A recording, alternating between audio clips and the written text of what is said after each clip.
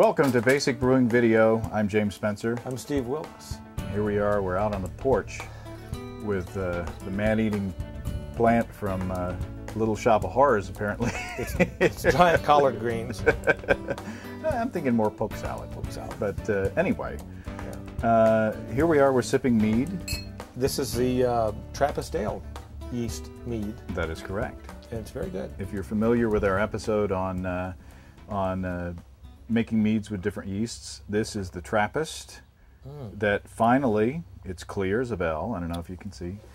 It's clear as a bell and very tasty. Yeah, it really is. We tried the Hefeweizen mead before this, and unfortunately the flies got into mine. Got left out my little glass, and there's some happy dead flies. They died happy. There were like 8 flies. It was amazing. Yeah, we were gone just for a couple minutes, and then you came back, and it was the Amityville horror. Not palatable. Yeah.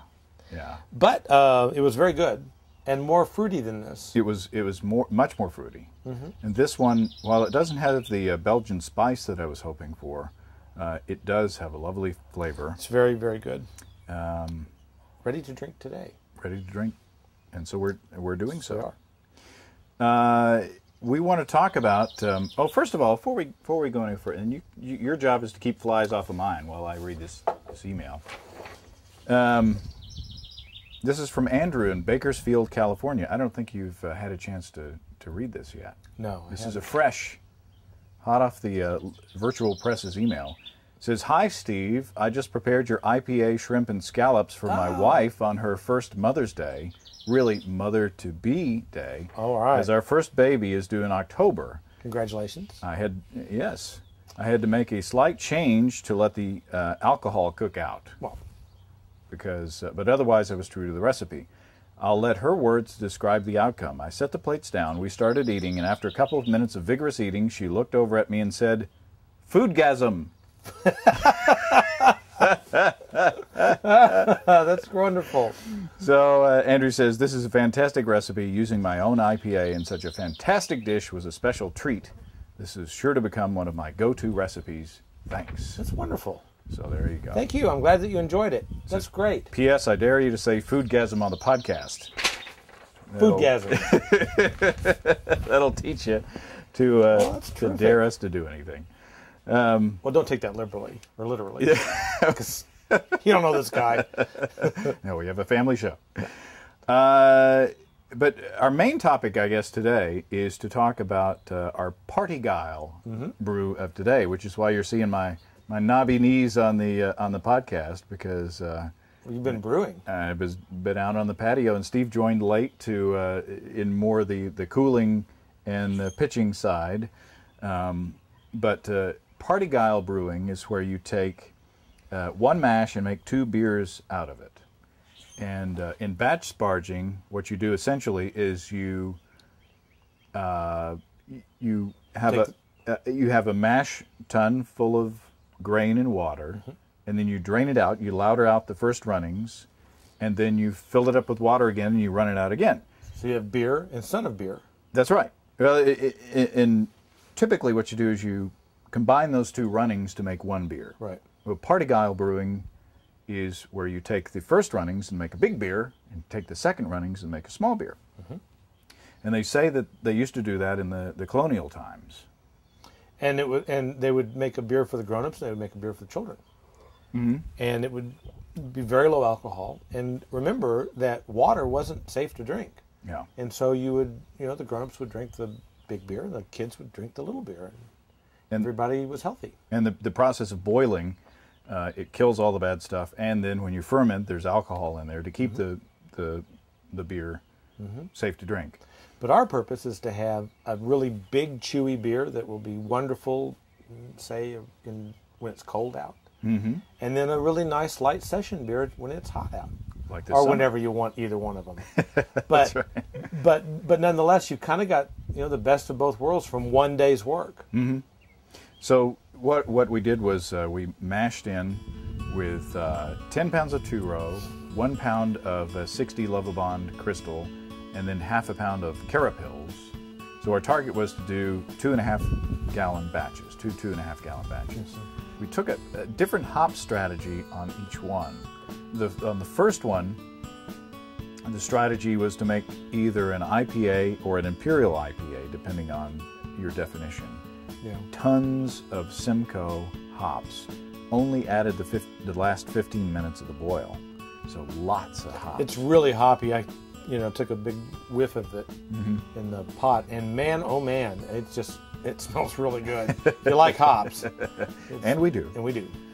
And then the second one, it was only half an ounce of East Kent Goldings for an hour, and that's it. And do you remember what the gravities were of the two beers? 1080 and 1030. So two completely different beers from the same mash. We also have a beer.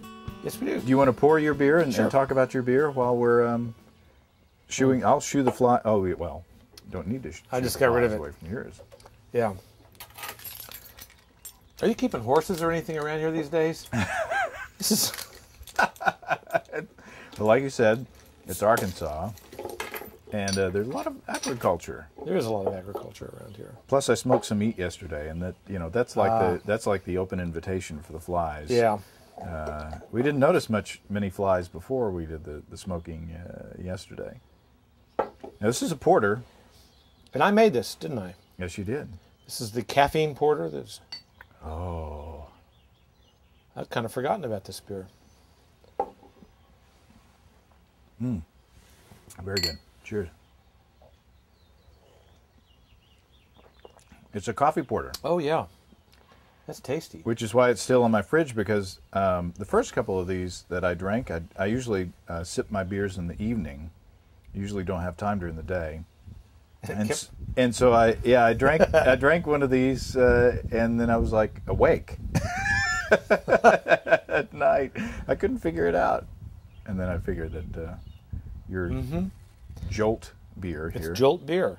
I cannot remember. I apologize. I can't remember how much coffee I put in this. I just don't remember. It's been a while. It's been a while, but it has a nice mouthfeel. It's not very heavy. No. It's kind of roasty.